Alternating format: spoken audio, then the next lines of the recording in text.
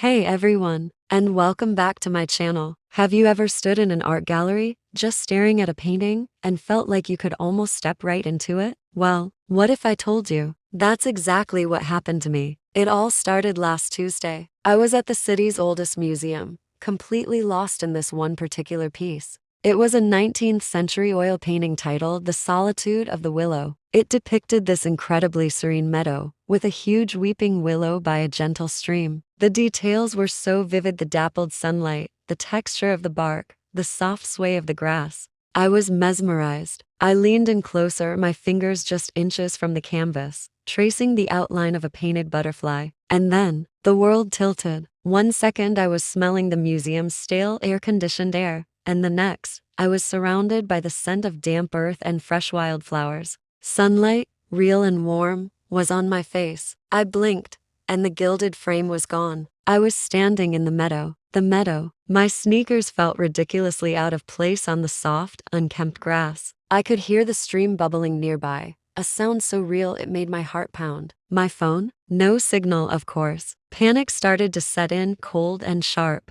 I must have stood there for an hour, just trying to process the impossible. Then, I heard the crunch of leaves behind me. I spun around, ready for, well, I don't know what. But it wasn't a monster or a ghost. It was a man. He was dressed in tweed trousers, a slightly paint-stained linen shirt, and he was holding a palette and brush. His eyes, a startling shade of blue, widened as he saw me. He looked at me, then at the easel set up a few feet away, which held a canvas that was an almost finished version of the painting I'd been looking at. Who are you?" he asked, his voice laced with a charming, old-fashioned accent. "How did you get into my composition?" My composition? I just stared, my mind racing. I was wearing ripped jeans and a graphic tee. To him, I must have looked like an alien. I tried to explain, stumbling over words like museum, future, and phone. He just looked at me with a mixture of confusion and fascination. His name was Alistair. He was the artist. For days, which felt like a strange, timeless dream,